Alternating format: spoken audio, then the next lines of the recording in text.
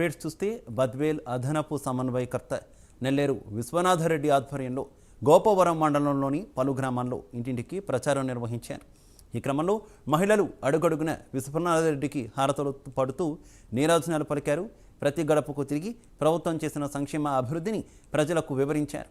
అనంతరం విశ్వనాథరెడ్డి మాట్లాడుతూ ఏ గ్రామానికి వెళ్ళినా అడుగడుగున ప్రజలు బ్రహ్మరథం పడుతున్నారని, ఆ పార్టీ ఈ పార్టీ అనే తేడా లేకుండా అర్హత కలిగిన ప్రతి ఒక్కరికి సంక్షేమ పథకాలు చేరే విధంగా కృషి చేసిన ఏకైక ముఖ్యమంత్రి జగన్ అని తెలిపారు. అలాగే దేశంలో ఎక్కడా లేని విధంగా విద్య, వైద్యానికి ముఖ్య ప్రాధాన్యత ఇచ్చాడని వెల్లడించారు.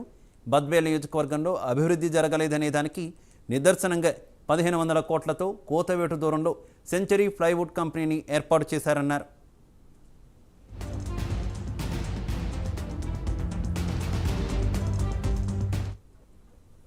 పేదాయపల్లిలో ఇంటింటి ప్రచారం జరుగుతున్నాం. ఈరోజు ఎవరు పెట్టినా కూడా ఎక్కడ పెట్టినా కూడా జగనన్న పథకాలే మాకు లబ్ధి చేకూరుతున్నాయని చెప్పి బ్రహ్మరథం పడుతున్నారు. వితంతు పింఛన్లు అయితేనేమి, వికలాంగ పింఛన్లు అయితేనేమి, వైఎస్ఆర్ ఆసరా అయితేనేమి, చేయూతనైతేమి, రైతు భరోసా అయితేనేమి, అన్ని సంక్షేమ పథకాలు కూడా మాకు అందుతున్నాయి.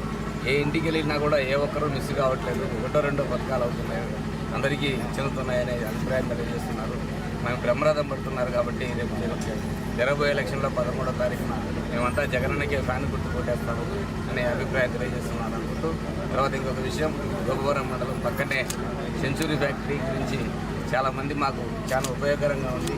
డైరెక్ట్గా ఇండైరెక్ట్గా ఫస్ట్ ఫేజ్లోనే దాదాపు 3,000 మందికి ఉపాధి చేపడుతుందని తెలియపరుస్తున్నారు. తర్వాత జగనన్న ముఖ్యమంత్రి అయితే రెండో ఫేజ్లో కూడా ఇంకా అదనంగా 1,500 ఉద్యోగాలు ఇచ్చేదానికి ఆస్కారం ఉంది.